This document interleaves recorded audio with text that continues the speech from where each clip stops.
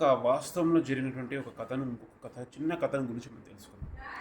దాంట్లో ఏమవుతుందంటే ఒక పల్లెటూరు లోపల కొందరు గురు శిష్యులు మరియు కొందరు కలిసి ఒక సమాజం కోసము ఆ ప్రదేశంలో అందరికీ ధైర్యం నింపడం కోసము ఆంజనేయ స్వామి గుడి కడదామని నిర్ణయించుకుంటారు. ఆంజనేయ స్వామి గుడి కడదామని నిర్ణయించుకోవడం ఎందుకు జరుగుతుందంటే ఆ పల్లెటూరులో అనేక రకమైన అపోహలకు గురవుతూ అందరూ భయాందోళనకు గురవుతున్నటువంటి కొన్ని మూఢనమ్మకాలతోనే నానా రకాల భయాందోళనతో ఆ పరిస్థితులు ఉన్నాయి. వాటన్నిటిని పోగొట్టి అందరికీ ఒక ధైర్యం నింపాలి, స్ఫూర్తి నింపాలి, ఒక దైవత్వాన్ని నింపాలనే ఉద్దేశంతో ఒక ఆంజనేయ స్వామి గుడిని, ఒక హనుమంతుడి గుడిని నిర్మిద్దామని కొందరు నిర్ణయించుకుంటారు. అందులో ఒక ముఖ్యమైన ఒక గురు శిష్యులు నిర్ణయించుకొని దాన్ని పునాది రాళ్లతో కట్టడం స్టార్ట్ చేసి అందరినీ చందా అడగడం మొదలుపెట్టారు. చందా అడుగుతూ మీరు ఈ గుడి నిర్మాణం చేద్దాం, ఈ గుడి నిర్మాణం చేసి అందరికీ ఉపయోగపడుతుంది అలాగా స్టార్ట్ చేసి అందరినీ కొంత చందా అడగడం మొదలెట్టినప్పుడు అందులో నుంచి ఆ గుంపుల నుంచి ఒక వృద్ధ ముసలావిడ వచ్చి ఒక సజెషన్ ఇస్తుంది. నాయన మేమిస్తే 10 పరకో ఇస్తాము, కానీ అలాగా ఉన్న ఈ ఊరికి దూరంలో 50 కిలోమీటర్ల దూరంలో ఒక లక్ష్మీదేవి గుడి ఉంది. ఆ లక్ష్మీదేవి గుడి ఎదురుగా ఒక సత్రం ఉంది. ఆ సత్రంలో బస చేసి ఆ లక్ష్మీదేవిని ఎవరైతే ఆరాధన చేస్తారో వారికి తప్పకుండా లక్ష్మీ కటాక్షం లభిస్తుంది. అది కనుక జరిగిందంటే, మీకు కటాక్షం లభించిందంటే దాంతో మీరు ఈ గుడే కాకుండా అనేక గ్రామాలకు కూడా మీరు గుళ్ళు నిర్మించవచ్చు, సమాజ సేవ చేయగలుగుతారు. మీ లోపల నాకు ఆ పవిత్రత కనిపిస్తుంది, ఇది నా యొక్క సలహా అని చెప్పి నడుచుకుంటూ తన దారం తను వెళ్తారు. ఆ రాత్రికి ఆ గురువు శిష్యులు ఇద్దరు కలిసి ఆలోచిస్తారు. నిజంగా ఇలా ఎంతకాలం అని మనం ఇంతని దక్షిణ ప్రయత్నిస్తాము, ఈ లక్ష్మీదేవి కటాక్షం కోసం ప్రయత్నం చేద్దాం, మన కోసం కాదు, ఈ సమాజం కోసం. శిష్యులు కూడా సరే నేను సిద్ధం, నేను మీతో పాటు వస్తాను. సో మరుసటి రోజు బయలుదేరి ఆ లక్ష్మీదేవి గుడికి వెళ్ళడం జరుగుతుంది. వెళ్ళిన తర్వాత అమ్మవారికి ప్రార్థన చేసిన తర్వాత సాయం సంజయ్ వేళ అవుతుంది. సంజయ్ వేళ కాగానే ఆ ఎదురుగా ఉన్నటువంటి సత్రంలో కొన్ని దీపాలు పెట్టుకొని వాళ్ళు నివసించడం, బస చేస్తూ అమ్మవారి జపం చేస్తూ ఉంటుంటారు.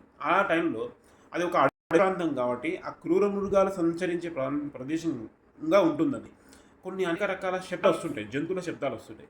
ఆ శబ్దాలు వస్తుంటే శిష్యుడు కంగారు పడి, ఎందుకైనా మంచిది, మనకు ఏ మృగం నుంచి కూడా ఎటువంటి ఆటంకం వద్దు, మనకు ప్రమాదం తలెత్తద్దు అని చెప్పేసి ఆ సత్రం యొక్క తలుపులన్నీ బంధిస్తూ ఉంటాడు. అన్నిటినీ క్లోజ్ చేస్తూ చెక్ చేసుకుంటుంటాడు. ఒక సింహద్వారం దగ్గర ఒక పులి గండ్రింపు కానీ, ఒక ఏనుగు గింకారం లాంటి సౌండ్ శబ్దాలు వినిపించిన వెంటనే ఆ డోర్ను బలంగా బంధించేసేసి దానికి అడ్డుకట్టగా పెడుతుంటాడు. ఈ సమయంలో గురుగారు ధ్యానస్థితిలో ఉంటాడు.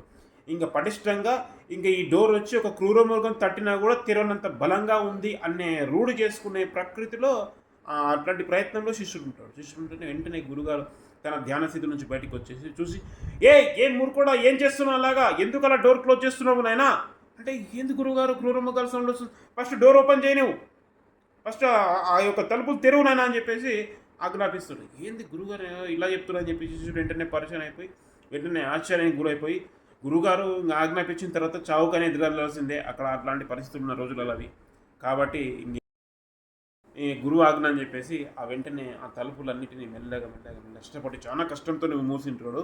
ఆ తలుపులన్నీ ఓపెన్ చేసి గురుగారు లక్ష్మీదేవికి నమస్కారం చేస్తారు. చేసిన వెంటనే లక్ష్మీదేవి వారికి ఆ ద్వారం లోపలికి వస్తుంది.